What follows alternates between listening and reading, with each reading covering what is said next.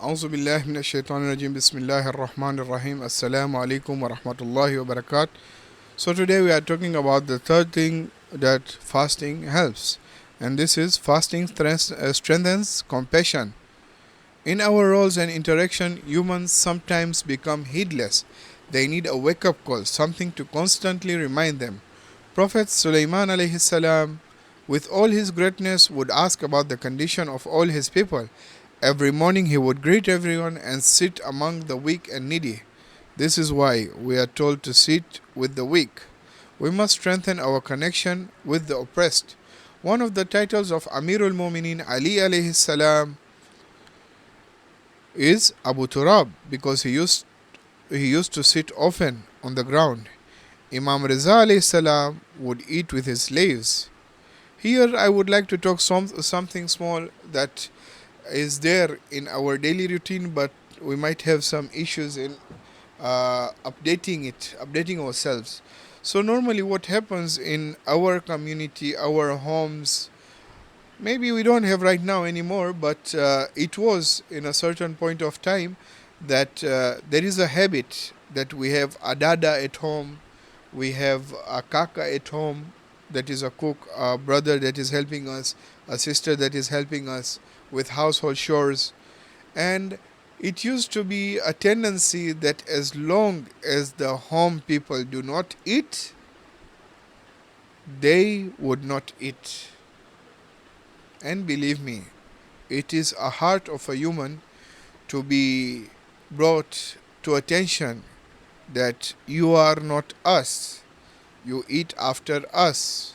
You see, your drivers, your gardeners, whatever. But that is for the remaining 11 months, but not for the month of Ramadan. Why? Alhamdulillah, Alhamdulillah, Alhamdulillah that Allah has given us Shiaism as our path. A lot of our maids, drivers that we keep most of the time, or a lot of time I would say, are our Sunni brothers, Sunni sisters that work and help us in our household chores, our works, driving. They are there with us. And Allah has given you like an opportunity, because according to Sunni Islam, they do iftar sooner than us. You see? And this is the time where you show that compassion, unity, being with us is a good thing. You see? So at least this is now a day and month to train yourself. So if you know the Sunni azan is normally like right now, I think around 6:45, maybe hours in Zanzibar, at least today is 6:51. You see, 6:40 maybe. So if it is 6:40, give them before. Let them start. Bismillah. You see, show them that you can have compassion and respect them. If they are our Shia brothers, then they are with us. So when you sit, make sure they also sit, because at the time of iftar, that person's character changes from your staff to the guest of Allah. And how you treat your guest is the same way you treat your guest that is there at your place. At the time of azan, treat him as a guest of Allah subhanahu wa ta'ala. And if you have the capacity, Allah has given you that projection, that today my guest is at your house, how are you going to treat him? Treat him well. You see, you know that azan is 6:51, 6:52. Give him beforehand. If he's from our community, let him know the timing of iftar so that he can have access to it. And if he's not from our community, he's a Sunni for example, then give him beforehand. Give him by 6:30 that this is the iftar. The iftar timings, tell him that normally if you know what time is it, you can do iftar for your side. Because our time kidogo changes, so we have an acceptability of delaying a bit iftar inshallah for ourselves. So this is a good thing to do. Train yourselves in the month of Ramadan and become better. Become better so that you can progress. You can see progressiveness in yourself.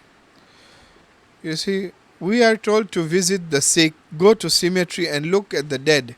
All these are reminders to us. They were here, they stayed in this world. What did they do? Nothing. Just made their stomach as graves and took it to the graveyard. You see, these are about those 11 months where we eat excessively. May Allah help us to reduce our consumption. As I said in the beginning of the podcast, around day 2 or day 3, where we were talking that all that is yours is not right for you to use in excessiveness. So don't use in excessiveness. Be good, be humble. Right now, when we go to iftar, I think this much is enough to retain energy for ibadah that we want to do.